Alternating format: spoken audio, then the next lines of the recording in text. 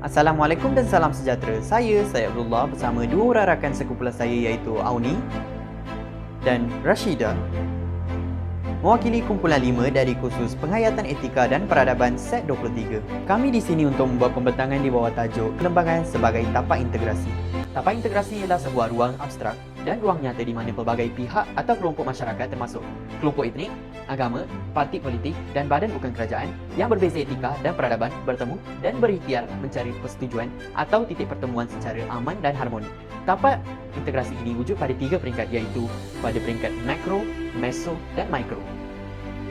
Di sini terdapat 4 proses integrasi yang merangkumi golongan majoriti-minoriti. Yang pertama, asimilasi, iaitu kumpulan minoriti menerima dan menghayati unsur budaya utama kumpulan majoriti. Yang kedua, akomodasi. Kumpulan majoriti dan minoriti sedar dan menghormati norma dan nilai masing-masing. Yang ketiga, akulturasi. Pinjam-meminjam unsur budaya di kalangan etnik berbeza, majoriti dan minoriti. Yang keempat dan terakhir adalah amalgamasi, iaitu asimilasi biologi antara majoriti dan minoriti khususnya melalui perkahwinan. Perlembagaan adalah undang-undang penting untuk mengawal tingkah laku masyarakat yang juga menyediakan garis panduan kelakuan masyarakat. Perlembagaan ini juga adalah undang-undang asas pembinaan etika dan tamadun. Perlembagaan persekutuan adalah undang-undang tertinggi dan sumber rujukan. Perlembagaan persekutuan menyediakan ruang tapak integrasi. Tapak integrasi ini menjadi wahana etika dan peradaban bagi Malaysia. Mari kita tengok apakah sejarah, definisi dan konsep bagi perlembagaan. Perlembagaan adalah kumpulan peraturan berkaitan pentadbiran sesebuah negara. Perlembagaan mencipta 3 institusi pentadbiran negara iaitu Badan Perundangan, Badan Eksekutif dan Badan Kehakiman. Perlembagaan mempunyai peruntukan berkaitan kuasa dan peranan 3 institusi tersebut. Pada masa yang sama, perlembagaan meletakkan had kepada kuasa ketiga-tiga badan tersebut. Apakah perlembagaan dalam konteks Malaysia? Perlembagaan persekutuan adalah sebuah dokumen bertulis. Perlembagaan adalah juga simbol kemerdekaan dan kedaulatan negara. Perlembagaan menyediakan asas kenegaraan Malaysia. Perlembagaan direka bentuk atas kerangka asal tanah Melayu bersandarkan kepada sejarah, budaya dan amalan negara. Perlembagaan mengambil kira kepentingan semua komuniti yang membentuk bangsa bagi negara ini. Perlembagaan persekutuan berasaskan kontrak sosial. Perlembagaan persekutuan yang diluluskan melalui pengesahan undang-undang berasaskan kepada Perjanjian Persekutuan Tanah Melayu 1957. Perjanjian ini ditandatangani pada 5 Ogos 1957 oleh Wakil Yang Maha Mulia Baginda Queen dengan Raja-Raja bagi negeri-negeri. Perlembagaan persekutuan ini adalah sebuah manifestasi kesetiakawanan, penerimaan dan persefahaman sehingga membentuk integrasi dalam kalangan komuniti. Dan terakhir sekali ialah persefahaman ini dianggap sebagai kontrak sosial demi kepentingan hak serta warisan asal negara. Seterusnya, kita akan melihat kepada latar belakang sejarah dan garis waktu perlembagaan persekutuan, di mana kita akan dapati terdapat 7 garis waktu yang utama yang kita akan terokai. Yang pertama, undang-undang sebelum kedatangan penjajah. Sebelum kedatangan British ke negara kita telah mengamalkan sistem pemerintahan beraja, di mana raja memerintah negara berdasarkan undang-undang dan peraturan yang dikubal. Hal ini membuktikan bahawa sememangnya telah wujud sistem pemerintahan yang tersusun di tanah Melayu walaupun tidak menggunakan istilah perlembagaan. Keadaan ini menjelaskan sistem perlembagaan dan pentadbiran tersusun telah berwujud sebelum kedatangan British. Pada zaman British juga, negeri Johor dan Terengganu telah pun membuat perlembagaan mereka sendiri. Selepas Perang Dunia yang Kedua, British kembali menjajah tanah Melayu dan telah memperkenalkan sistem pemerintahan yang baru yang dinamakan Malayan Union pada April 1946. Antara faktor yang diperkenalkan adalah untuk menyatukan negeri-negeri, meningkatkan kecekapan pengurusan dan pentadbiran, melemahkan kuasa Raja-Raja Melayu dan sebagai asas untuk mereka memerintah negara sendiri. Walau bagaimanapun, Malayan Union ini telah mendapat tantangan yang hebat daripada orang Melayu kerana dilihat akan melenyapkan kedaulatan Raja-Raja Melayu kecuali hal yang berkaitan dengan agama Islam, adat dasar Melayu dan hak sama rata kepada semua warga negara. Penentangan ini telah membuatkan British memperkenalkan satu lagi bentuk pemerintahan di mana jawatan masa kerja telah ditubuhkan untuk merangka perlembagaan baru yang boleh diterima oleh orang Melayu yang terdiri daripada 4 wakil Raja Melayu, 2 wakil UMNO dan 6 orang wakil pegawai British pada Julai 1946. Maka lahirlah satu perlembagaan yang baru bagi tanah Melayu pada 1 Februari 1998 yang dinamakan Perlembagaan Persekutuan Tanah Melayu. Hubungan antara etnik ke arah kemerdekaan. British telah memberi syarat supaya kerjasama antara kaum diadakan jika tanah Melayu ingin mendapatkan kemerdekaan. Tujuannya adalah untuk menjamin kestabilan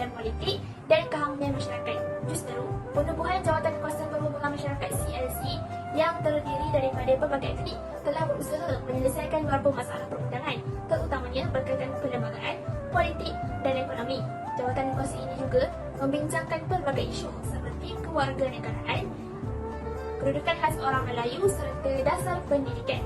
Pilihan Raya 1995 merupakan pilihan raya yang pertama bagi Persekutuan Tanah Melayu dan berimpak sangat besar terhadap hubungan etnik di Malaysia kerana telah menunjukkan kerjasama dan toleransi yang kukuh di antara orang Melayu dan orang bukan Melayu, khususnya melibatkan pembahagian kursi pilihan raya.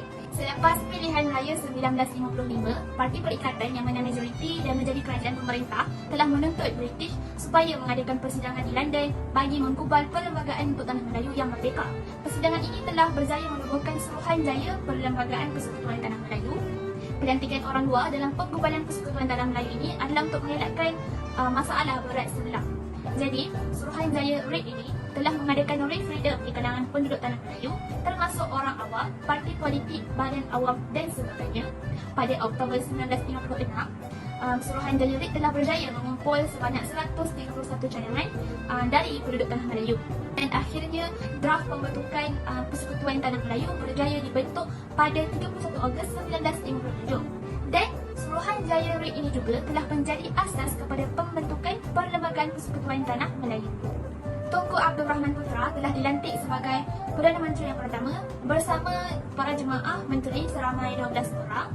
Pada 31 Ogos 1957, pengisytiharan kemerdekaan diadakan di Stadium Merdeka diikuti dengan Majlis Perundangan Persekutuan menjalankan tanggungjawab sebagai Dewan Parlimen. Seterusnya, saya akan menjelaskan sedikit mengenai kerangka asas dalam Perlembagaan Persekutuan. Baiklah, Malaysia merupakan negara persekutuan, jadi kita nak tahulah apa ciri-ciri umum negara persekutuan ini.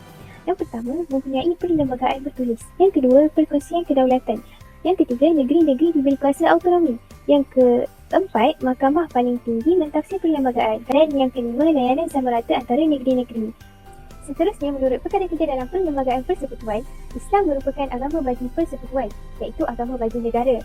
Kerana Islam bermula dari sejarah warisan tradisi, maka ia merupakan elemen tradisi yang dikekalkan kerana dipercayai telah wujud sejak zaman Kesultanan Melayu Melaka. Kerana undang-undang Islam ditemui dalam hukum tanda Melaka.